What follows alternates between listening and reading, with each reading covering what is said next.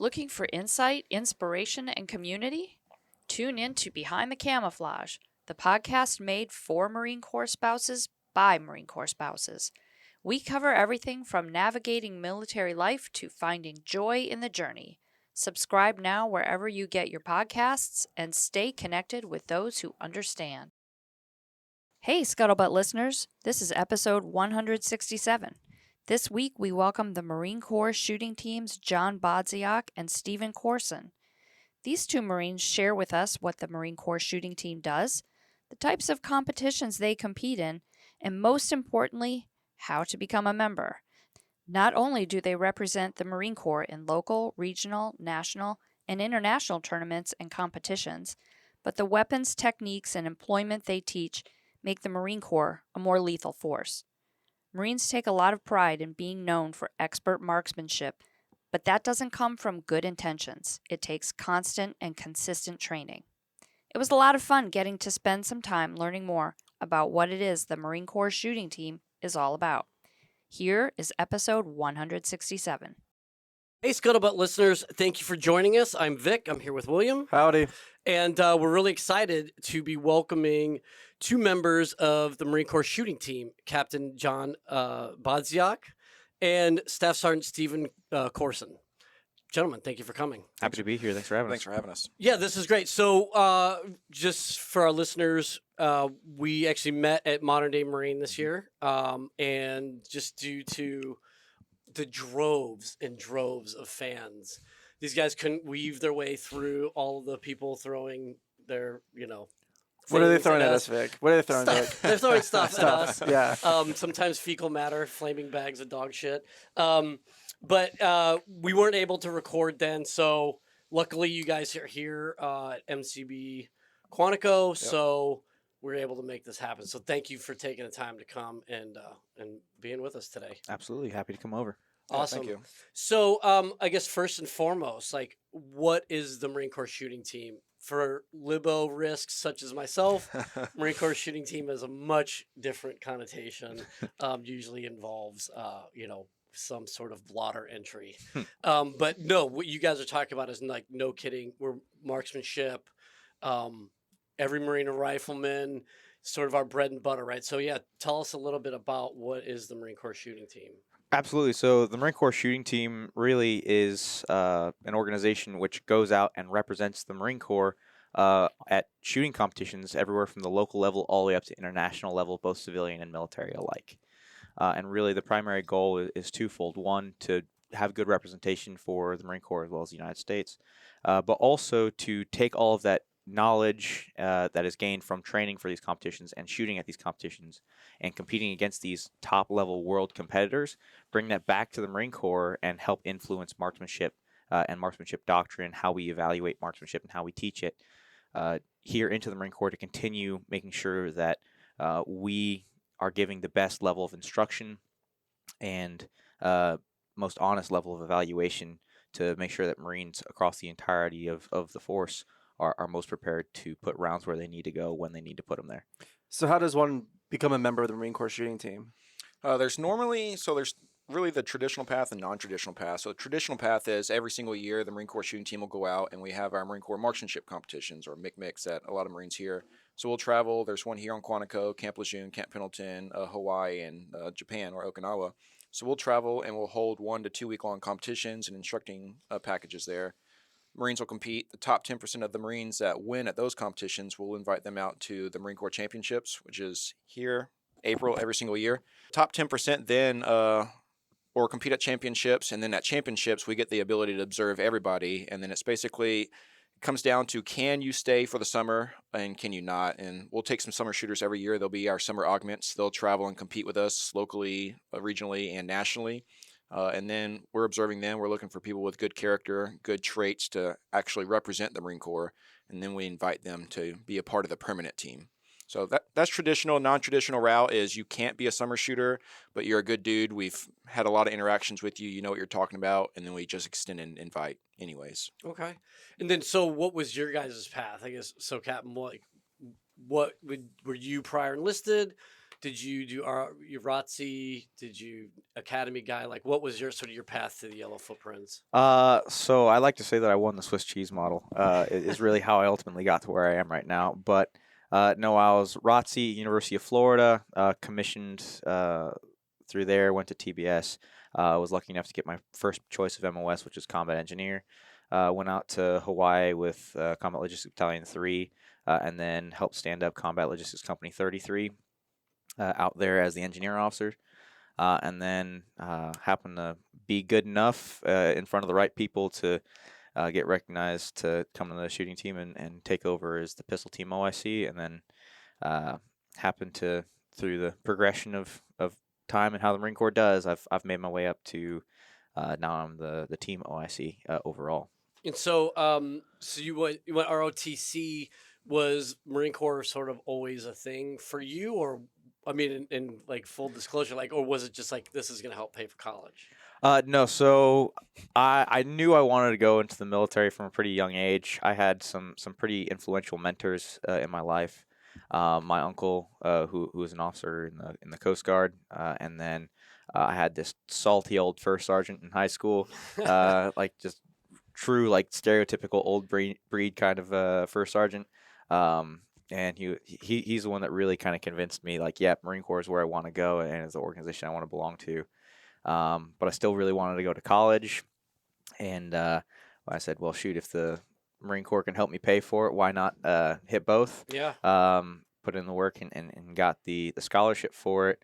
Went through all of college and ended up, I think I'm doing pretty good so far with where I want to be. Yeah, yeah. So so I was stationed in Jacksonville for 3 years. I was the INI there. You Oh, yeah, a Dirty Florida guy? Duval. Yeah. You're a Florida guy, or did you? Yep. So I grew up from a really young age all the way up until I commissioned and went off for training in essentially the Orlando area. Okay. Yeah. So, Nice. yeah. And Staff Sergeant, what about you? You're what did your MOS like? Did you same thing? Like, did you always want to be a Marine, or was it a? Yeah, so I have the complete opposite experience of any officer like this gentleman right here. I got the most stereotypical enlisted background.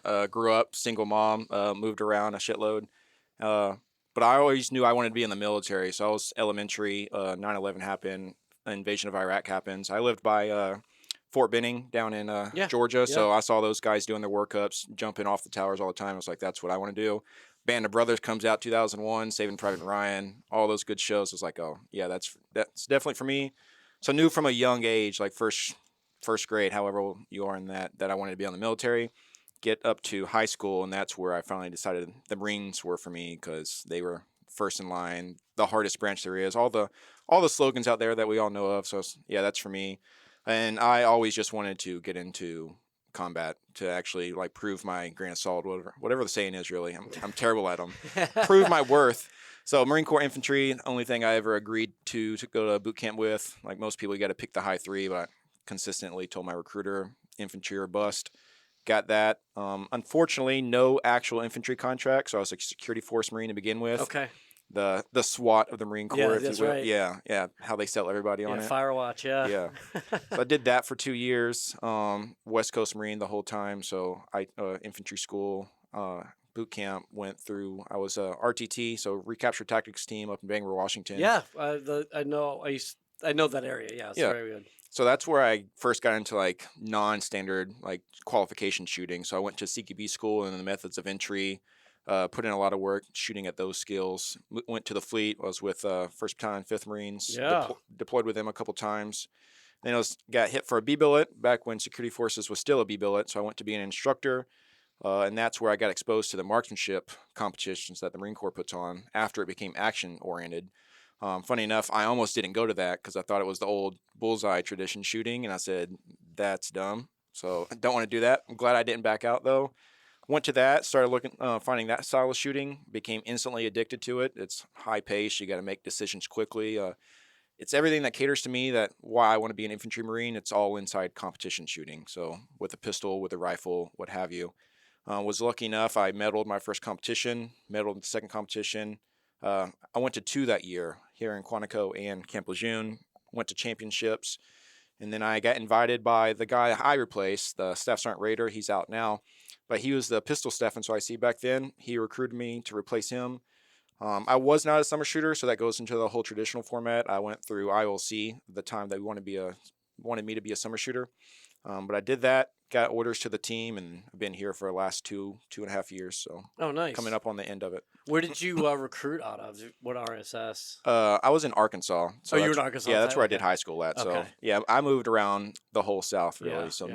never in one place too much. Okay. So did either of y'all have a marksmanship experience before the Yeah. Marine Corps that then you built and developed throughout your career, or was the Marine Corps like really your first experience with marksmanship? I was a good old country boy that just shot guns, rifles, pistols at beer cans in a lake, and shot at snakes. That's about it. So I grew up in a household that was my mom was very anti-gun. She didn't really want anything to do with them. I Right bet in the she's house. proud of you. Yeah, real 180. It's kind of nuts. But naturally, it's grew up and I was like, oh, I want a Red Ryder for Christmas, and she was like, no, you'll shoot your eye out. And eventually, Dad was like, oh no, and eventually it worked up to they got me a 22, and then kept going with that, and then worked up to once I was 18, I bought myself an AR, started doing competitions with that, and then some PRS competitions, so like some long gun rifle competitions, just kind of get out there, go and shoot, do something different. Really liked that, and kind of took that up as a hobby for pistol, 2-gun, action rifle, kind of anything I could really get into throughout college. And then while I was at engineer school in North Carolina, I mean, I was going to a match pretty much every weekend if there was one. And then when I went out to Hawaii, it was the same thing. They had some local matches out there, and I tried to go and drag some of my guys out there whenever I could. But really, it was just kind of a hobby and something that I really just enjoyed doing. It's kind of like my personal time, and now I get to do it for a living for a couple of years.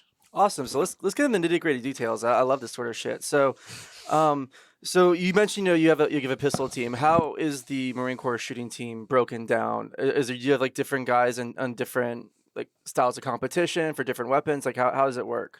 Yeah, we have guys. So really, the shooting team is broken into two teams. We have the rifle team and the action team. The rifle team was traditionally your kind of bullseye. How many rounds can I get in the center of this?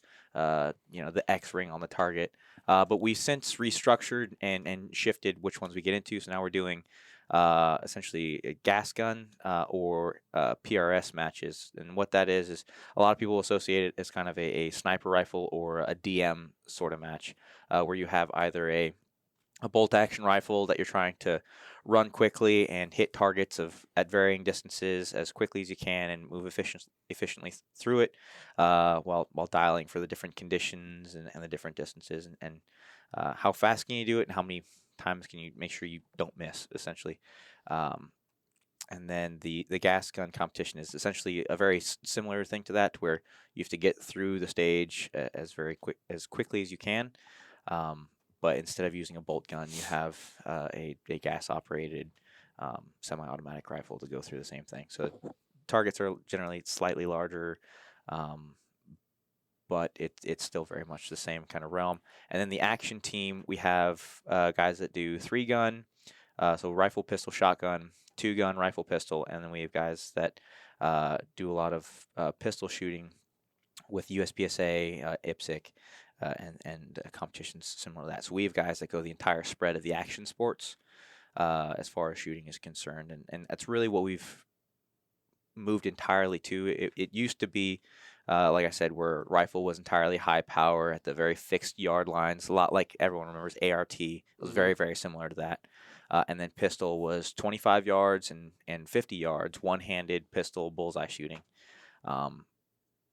It's very hard to be very good at those disciplines, but we've also realized that we have limited time, resources, and personnel, as the Marine Corps loves to do.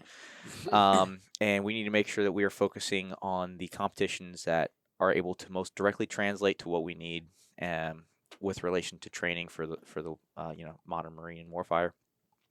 And with the rise of the action shooting sports, that's exactly what we're looking for. And so getting in there, getting good at that, and making sure that we're taking all the lessons we can out of that with those teams is really what we're trying to do. Are those competitions generally like individual based, like an individual running like part of a course, or is there any like team aspect to it as well?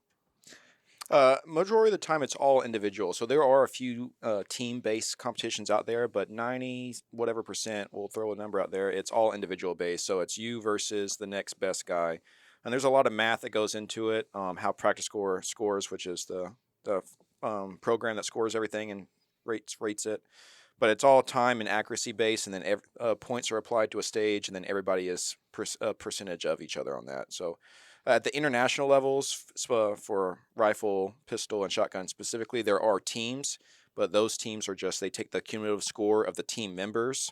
There's no actual specific team stages.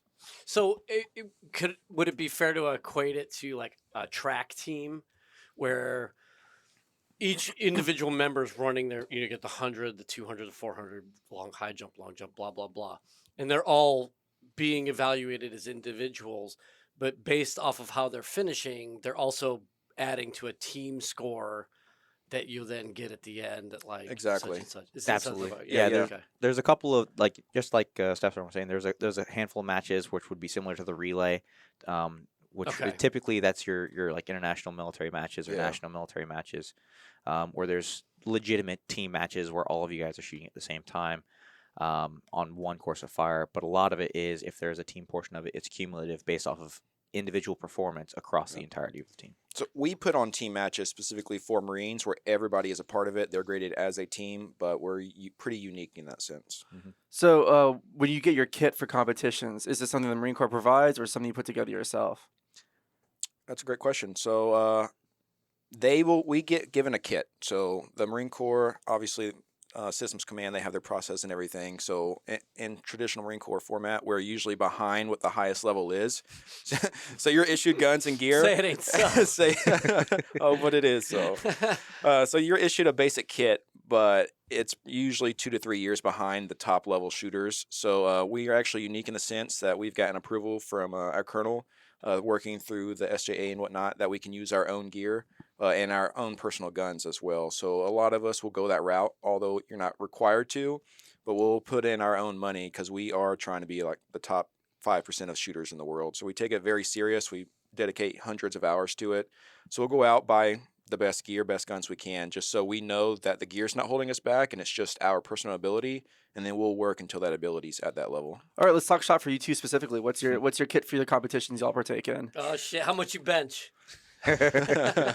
So I've been mainly shooting limited optics and USPSA. So I'm a pistol shooter mainly, although I love rifle as well. But I run a 2011 and Atlas Artemis, so it's a 4.6 inch slide. It has a sight block on the front of it with 2011 mags in it. So double stack 9mm, single action, all that good snaz. And then pretty much the top of the line holsters, belts, magnet pouches, all that good snaz.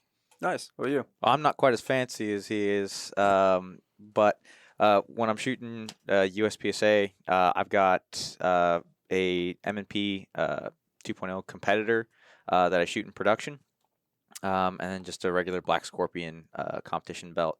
But then I've also got a 6-hour P320 with a Grey Ghost precision slide and a Romeo 1 Pro 3 MOA optic on it for whenever I shoot carry optics. And I have what I affectionately refer to as the Chungus grip that I toss on that. I took one of the TXG grips. I put 2-part epoxy on it, molded it to my hand, and then covered it in silicon carbide. So gun don't move when I shoot it. Now, what sort of like when you go to competitions, do they have like rules in place where you can't have certain features? Or Absolutely, depending on what division you're in, regardless of what action sport it is, there are rules that you have to abide by. So, like the grip that I just referred to, I can't use that on a production gun because it doesn't fit in the production box. It's too thick. But other divisions are a little bit more permissive than others. Going from super restrictive on production where you can only have they've been so gracious this year, bump it up to 15 rounds per magazine. Rounds, yeah. Used to be 10 rounds per magazine, all the way up to like PCC and open where you have guys running around with 30 35 round magazines, every bell and whistle you can think of on the gun and on their belt, just to get as competitive through their gear and tailor it as much as possible to their training. And that's true with all the other sports too. Like my USPSA setup is not the same as my PCSL, my 2-gun or my 3-gun setup. to where I've got, the mags that I have on my belt, the belt that I use, the holster that I use, the level of retention, and the rifles that I use, depending on what division I'm shooting, it is completely going to change. Like I have a practical rifle with a flash hider on it that I use for my practical divisions, but then I have another one that has a light and bolt system, a silent captured spring system, a different trigger, different handguard, and a different optic, and even a different muzzle device on it that I'll use for the competitive division. And both guns handle differently, but as long as they're tailored to me and I can use them for that, and it And works well. are there exclusive calibers you're supposed to use for competitions? It depends on the division. So in like pistol and like a 3-gun, 2-gun, there's different power factors. So depending on how much recoil the gun's going to induce, you get different scoring zones. So minor power factor, it's scored between 3 different zones. So an alpha, Charlie, and delta's a hit, going down to 5, 3, and 1 points. So if that's minor, if I'm major, I'm getting 1 more point to it. So 5, 4, and 2. So if I'm shooting a bigger gun, I get more scoring, so I can be a little less accurate and get more points. But that's really compensated by compensators, muzzle brakes, and whatnot. So even though I'm shooting the major power factor, that's getting negated by spending another $2,000 to $3,000 to make the gun flat. And then for other divisions or other sports such as like PRS, 6 and 6.5, and the various calibers that use those rounds, it seems like every year there's coming out with a different tuning. Like it used to be where 6.5 Creedmoor was the latest greatest thing, and then 6 Creedmoor, 6 Dasher, all of that. There's different things you have to play with regards to how well it handles the environmental factors, how flat of a trajectory it is, what the perceived recoil is going to be, what the barrel life is going to be. Really, a lot of that comes into play. So everyone's got their own flavor, but with regards to that, there are still restrictions on that too, to where certain divisions, like you can only shoot 308, other divisions you can shoot any caliber as long as it's under this muzzle velocity. So yeah, it really is kind of different from sport to sport as far as what exactly that restriction is. You just have to be in the know on that rule set. So how about when you host events for the Marine Corps specifically? What sort of events are those, and what sort of weapons do you bring to those? So for the Marine Corps competition specifically, when we go out to the other major installations, it's going to be strictly service weapons. So whatever that Marine is issued at their unit, they can use it. So we don't like to restrict that too much, because the whole purpose behind us doing these marksmanship competitions is to increase the lethality of the total force by making that individual Marine better. So we don't want to hinder them in their ability. So if they're issued it in the fleet, they can rock it in their unit, then that's fine with us. But ultimately, we're just giving them some skills to try to make them better, and then they compete with their actual duty gear against everybody else. So sometimes there's a disadvantage if it's a Victor unit who's getting the latest and greatest from Syscom compared to a Cook or something like that who's just getting run-of-the-mill SIF gear. But when they come here to championships, we put everybody on the same level gear-wise. So we issue out some special combat match M16s. So they're old bullseye rifles that they've been modernized a little bit to be more in line with combat shooting. And they'll get the run-of-the-mill M18 service gun, and now it's all on your skill. So we're training more at the MIC, although it is a showcase of talent a little bit, but here at championships, strictly showcase of talent. We're looking for the best shooter in the Marine Corps that year. So we're going to limit all the gear they have, and you're going to show me your ability as a human being, really. Absolutely. When at the respective MIC, you're going to take whatever you get issued out the armory, and just as Staff Sergeant was saying, if you have a M27 with the SCO and you're shooting against a guy with a M16 that's been shot out and an RCO, we've seen guys get outshot with new stuff with old weapons. So there's a level of skill that still needs to come into play with it. And when we instituted night matches recently in the past year as well, guys that are rocking PVS 14s will still beat out guys that use PVS 31s, single tubes and dual tubes. As long as you know how to use it and you train it, you can still be very effective with it. But yeah, it's very much a get what you're given and go out and do good things with it. But that keeps everyone on a mostly level playing field. No one's trying to game it too much. And do you guys have like a staff or duty armorer that's going through and checking? Because obviously, if people are pulling from their individual armories, the stuff like you said that they're going to fight with, that they've been issued. Obviously, every armorer and custodian is different in ability. So, do you guys have someone that goes through and sort of makes sure that? So we get exposure, like the entire team that's there at that respective MIC gets exposure to all the competitors and all the guns. So 9 times out of 10 we're able to catch it if there is something weird.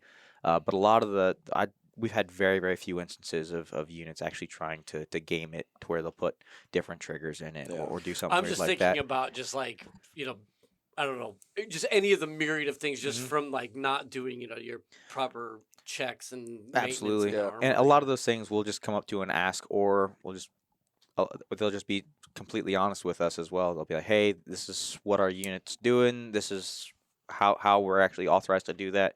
And as long as they can prove that, we'll say, "Okay, good to go."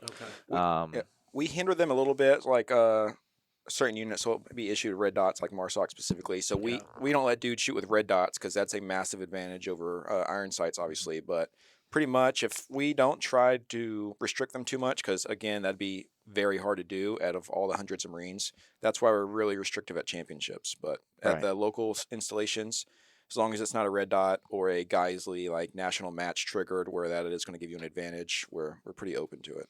Yeah, unfortunately, we can't bring guys from the Precision Weapons Section PWS. They're the guys that are with us at Weapons Training Battalion.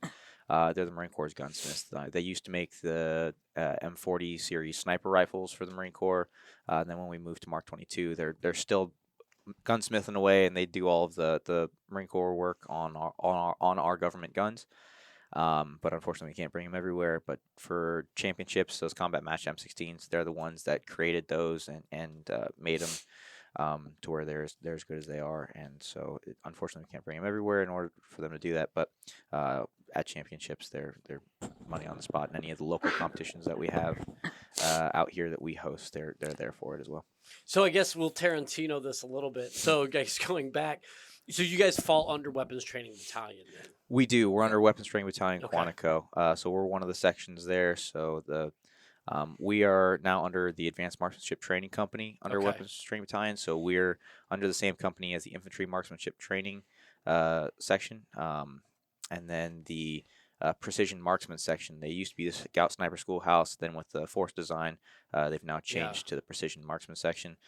We also have the Methods of Entry School underneath Weapons Training Battalion, the Marksmanship Program Management section. MPMS there as well. We have PWS Precision Weapons section, and then we also have the Marksmanship Training Company (MTC), and they're the section that trains every lieutenant that comes to the Marine Corps when they go to the range. Okay. So we've got a pretty good smattering of folks to really get in the weeds of marksmanship at Weapons Training Battalion. And so then you guys receive like full on 3-year PCS orders, right? Other than maybe the summer team, TAB. So the summer shooters, it really is up to us between summer augments, summer shooters. It's up to us and their command, really how long they stay. It can be anywhere from 1 month to 4 or 5 months. But then the permanent members, you get full PCS orders. You'll come to Weapons Training Battalion, be under UAN for 3 years or more, depending on your monitor and what they want from you. So. Yeah, we're lucky enough to have our own MCC. So if you come to the team, on your orders it says Marine Corps Shooting Team, not necessarily Weapons Training Battalion. Yeah, and you guys have your own Ockfield sponsor then that makes that happen? We do fall under an SDA monitor. Okay. So it is slightly separate. Oh, cool. Yeah, so for our listeners who are maybe super interested in this and just figured you had to be like plucked out of some, if I just shoot expert on the range enough, they'll come find me, right? There is an actual Ockfield sponsor. There's a MCC, there's a reporting code. There is, but there's still a process. Okay. So because we're a small group of Marines on behalf of the entire Marine Corps, we only have a maximum of 28 folks that are able to be on the MCC for the shooting team. And with that, we have a vetting process. That's why we have the summer shooter program. And so there's an application that you have to fill to us. We board your package, make sure that you're the kind of person we're looking for. If we can get you over here and get some observation on you, and really identify who you are, how you are. What I like to say is really like, we can make you a good shooter. We can't make you not a dick. So we it's hard to work exactly. Out. But so it's encouraged in so many other avenues. Right, and sometimes you have great shooters that just need to develop a little bit more. There's other times where it's just not the right time in their career for them to come here, and sometimes just everything lines up just right. But really, it's still you have to apply for it, and then we have developed a really good relationship with both the command as well as our monitor as well to make sure that everything is we're getting the right people at the right places. That's really cool. And then, so with you guys falling under Weapons Training Battalion, then, do you guys have your own set of ITSs, or are you just linking strictly from the infantry TNR manual? Or like, how does that work as far as what standards? Because you were talking about like we Yep. want to make sure that we're bringing Marines, more lethal when they go back to the fleet than when they arrive. Yep. Like, so what are your TNRs that you're Yeah, going for? so we're pretty unique that we don't actually have like set TNR standards from Okay. training command or anything like that. But what we have, so back in 2019, there was a study done called the Marine Corps Rifle Marksmanship Lethality Capabilities Based Assessment. So it showed where Marines were proficient but deficient as well, and we like to focus on what we are deficient in. And it came out that stated that Marines have difficulty engaging, moving targets, moving while engaging targets, and engaging targets at unknown distances. So coincidentally, that aligns hand in hand basically with competitive shooting, because you don't know what you're going to be shooting at until you get there. You have about 3 to 5 minutes to make a plan, and then you execute. It's not like I know I'm going to be laying prone at the 500-yard line, sitting 10 rounds down range. Right. I got to be a critical thinker. I got to be quick thinking. If an error happens on the stage, I got to fix my gun. If it's a stoppage or malfunction, that's all on the time. That's all on the clock. So I have to be efficient enough to fix it and continue on. So we've developed our own standards. So I've taken pretty much all of the pistol standards throughout the Marine Corps of almost every school I can get my hand on, and we've ensured that our standards are higher than those, just because they should be. We're at the expert level of the continuum of marksmanship, but just so we're able to track ourselves as well. And if people are asking myself or Capt. Bodzioch, hey, what are your standards? We give them to them. So we have oversight, but we're pretty free to do what we need to do in order to make sure that we are the top marksmen in the Marine Corps. And over time, we'll get better. We get other Marines better, and then we slowly evolve as well. So we're not restricted to like CCRBs or anything like that, where we're constantly having to request a change TNR task. We make our own plans up. We make our own training up based off of what we're getting in the civilian marksmanship world. So we'll see something that's working great. We'll try to implement it. If it doesn't work for us, it might work for somebody else. So we're really trying to gain as many tools, throw them into the toolbox as we can. And if something doesn't work, we'll try something else. So we're constantly trying to evolve. Nobody likes to be static. So we're constantly evolving. Absolutely, those standards that we've developed for all of the teams as well as the team as a whole. Because you think about the Marine Corps shooting team, like, oh, that guy knows everything there is about shooting, not necessarily everything there is about pistol or rifle. Mhm. So we have ones that are specific to the team as well as specific to the entirety of the team. But really, those are a checks and balances to make sure that everyone is continuing to progress and is able to do well and meet the expectation of what it is to be a shooter on the Marine Corps shooting team. But the big focus is because that we're not linked directly to any of these TNR standards. We have the luxury of being proficiency focused, not necessarily do you meet the standards, checkbox yes or no. It's how proficient are you? How are we gauging that proficiency? And being able to take that and show development, figure out how to do that, and contextualize it, bring it back to the Marine Corps. That's one of the things that actually led to one of the new marksmanship evaluation platforms. It came directly from the same company that does Practice Score, which is the scoring system for all the civilian competitions that we go to, the Joint Marksmanship Assessment Program, or JMAP. And what it does, it takes time and makes that a factor into how lethal people are as well. So it used to be where, okay, did you hit the right part of the target? Yes or no? Yes, great, you passed. No, hey, sorry, bud, you don't get that one. Whereas now it's, okay, how accurate can you be? How fast can you be? We're going to take that together and we're going to actually define how lethal you are. It's going to listen to each one of your shots. It's going to say, okay, well, this was your time on your first presentation. These are your average splits for this particular drill. It knows what the drill is. You shoot the drill. It tells you information about your drill, compiles it, and is able to compare it against all manner of Marines who've also shot that before as well. And it's a really good tool that we're very happy to have had influence and a hand in. Yep. And it's just one of the numerous ways that through the competition field that we've been able to influence the progression of marksmanship in the Marine Corps and hopefully even the DoD. So when you say you do competitions against other teams, and you're picking up and learning stuff along the way, who is the competition? Who are some of the the guys you see at some of these shoots, and what have you learned from them? So that really depends on what shoot we go to. So some of the bigger shoots we'll go to, the Army Marksmanship Unit is there, is AMU. There's a lot of really fantastic civilian shooters that are world-class champions that also host training that we'll go to them as well. And so I'll let Staff Sergeant Corson speak to the specifics on that. But we also, whenever we go out to international competitions, it's the other nations are also sending their best as well, whether it's a international civilian competition or an international military competition. They're picking the best of their bunch as well. So it's a really good way for us to cross talk.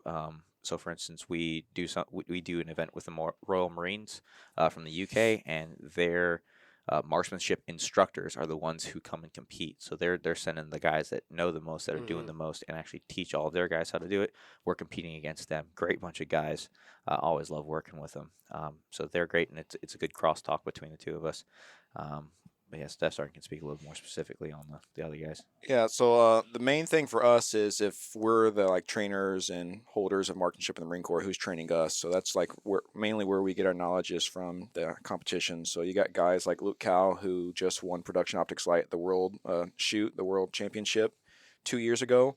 He lives just up north in Maryland, I believe. You got guys like Max Michel, used to be on AMU. Now he's a sponsored SIG shooter. JJ Rakaza is a sponsored Beretta shooter. Niels Johansson, all the sponsor shooters in America, basically, who's competing at the national and international level and winning those matches every year. Aaron Eddins, Jacob Hetherington from AMU. All those guys, we talk to them. We really just observe. So you go to a competition and guys they got to be on their mental game. So not really too much social networking there. It's really I'm watching this guy, he's watching me. I'm going to see what he's doing. I'm going to pick up on it. I'm going to try that out when I'm in training. So we're constantly observing. We're reading books. We're watching videos. We take courses. We'll pay out of pocket. The Marine Corps will pay for us to go to courses as well.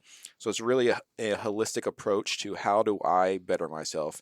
If I'm at that 95% level, what do I need to do in order to get to the 96% level? And sometimes that's 4 to 5 months of training just for me to gain that 1% of proficiency. But ultimately, when you get to that highest level, it's really hard to actually start getting better, as everybody knows when you get really good at something. But yeah, the pistol world, that's what it is. It's the same for the PCSL, which is the new sport coming along, 3-gun. I don't know the names of those shooters, but it's all the same thing. It's constantly the same people going to those sports. And then, yeah, we're trying to branch out more to international competitions. So like Capt Bodzioch was saying, we had members go to the Shotgun World Shoot last year in Thailand. We got about 4 Marines from the shooting team and 2 others from Weapons Training Battalion going to the Rifle World Shoot this year in August. So we'll be competing against the best rifle shooters in the world. PRS World Shoot, finales as well. That's that guy's right, going to those. So not just representing the Marine Corps, but representing the United States of America as a whole. So we're really honored and privileged to be able to do that and learn what we can and bring it back, deliver that back to the Marine Corps, that knowledge through MTTs or the Marine Corps marksmanship competitions. Well, how are y'all doing? You're bringing home the gold every time, right? Every single time. We're doing good. We're doing good. It's very, very competitive when it gets to those levels, and having to balance it with only being on the team 3 years, and then having the other aspect of having to also turn around for half the year and host these matches, provide instruction, do mobile training teams to various units from across the entirety of the FMF.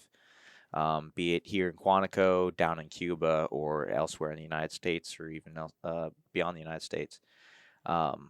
Being able to balance that out, it does hamper the extent at which we're able to go out and compete against these guys. But it testament to the dedication and drive of all the guys on the team. They take that time and they dead sprint with it, and they are holding their own and constantly keeping all of these top shooters very honest and occasionally beating them out and always garnering praise. A lot of these guys have really gained the respect of a lot of these top level shooters, became first name basis acquaintances or friends, and it's really a testament to, in the very short time frame that they have on the team to get to that next level, they use it and they absolutely make sure that they make the most of it. All it takes is your social life and any relationship you have. Hey, reps and sets, right? Yeah, reps and sets. Yeah. Well, that's awesome. So, guys, this is really informative, and thank you so much for taking the time to come in and talk to us about this aspect of the Marine Corps. I know, in the fleet, we would occasionally have one or two guys that were exceptional that we would send off to some competition, like you said, like either local or even at Marine Corps wide. But, they always came back and, how'd you do? Well, awesome. Here, grab a wrench. You're back on the ramp, man. And so it's really cool to see, like, that there's so much more to it than just like a bunch of TAD orders and then guys just going out and sending lead down range. So awesome. Well, best of luck to you guys with everything. Well, before we kick you off, where can we find you on social media? Watch you guys shoot. Like, is there? Do you have a YouTube channel or anything? Yeah. So the Marine Corps Shooting Team, we have an Instagram page and a social media page. Unfortunately, Instagram doesn't like weapons, so we can't get verified on there. So there's about 4 or 5 different fake accounts on there. But if you go through, you type in the Marine Corps Shooting Team, you'll find us on there. It's the one with all the recent posts. Again, a bunch of copycats out there. So you just got to find the actual one. And that's USMC Shooting Team. Oh, USMC Shooting Team. Yeah, sorry. And that's on Instagram? Correct. Yes, sir. And then all of us on the team, we post our own videos as well, just so keep ourselves honest and show other Marines how we're doing. Mm-hmm. Usually tagged in that, but we're all over the place on that one. So, is the Weapons Training Battalion website or anything like that, or we do have a page on the Weapons Training Battalion website under Marines.mil and units, and we post good links for the Competition Arms Program or CAP. When we put out the MAR admin for the MICMICs, the dates in the respective regions, we make sure we push that out as well. So keep a lookout for that. That's coming out here in the next couple of months. And how much longer do you guys have with the unit? I have until March next year, and then I'm going overseas. So my time's almost up, and then I'll go give back to the Marine Corps in other ways. You're going back to a Victor unit? I'm going to go over to UAE and train and advise over there. That was my final duty. I was with McTim, yeah. How was it? Fucking awesome. Well, it's very fun. So I don't know if they're still doing this, but at the time they were trying it 2-year accompanied order, so I was able to take my family out. I mean, you're in State Department housing, so you're the cheapest on the block. So you're like surrounded by these mansions. But I tell you, looking out of our backyard, I could see the Burj Al Arab. That's awesome. It's very great. The Emiratis are awesome. I mean, your office is in their battalion headquarters. That's awesome. At the time, though, because they were doing a lot in Yemen, we were in the field. Like, one of the selling points, like, dude, these guys don't go to the field. Like, it's gonna be great. Your family's gonna enjoy it. You have all this time. Fucking A, man. We were in the field like at least 2 weeks out of every month. I mean, not like down near Saudi Arabia, like out in the desert, just like humping and pumping. But it's a great duty. The Emiratis are awesome. I'm going over there alone, so put me in the field 2 weeks out of the month. Yeah. No, it'll be good. You'll enjoy it. Yeah. What about you? I got just about a year exactly left before I go to God knows where. Okay. Only God knows. Yeah. We'll find out eventually. I'm on on this year's C Club board, so okay. Could go wherever. I'm hoping to go to Engineer Career Captain's course. I already did non-res EWS. Okay. So hopefully check that box. Able to go and get a little different schooling before I go back out to the fleet and hopefully take company command somewhere. Yeah, nice. All right. Well, best of luck to you guys, and thank you so much for coming. Yeah, Thank you much. Good shooting. Appreciate it, guys. Thank you. The Marine Corps requires leaders of all ranks to have a deep understanding of war and the employment of force. MCDP 1 reminds Marines that the military profession is a thinking profession. Every Marine is expected to be a student of the art and science of war. It goes on to say that every Marine has an individual responsibility to study the profession of arms. Self-directed study in the art and science of war is at least equal in importance to maintaining physical condition and should receive at least equal time. The Marine Corps Association understands the critical importance of ensuring that Marines are as mentally ready for combat as they are physically ready. That is why we offer an entire page dedicated to wargaming on our website.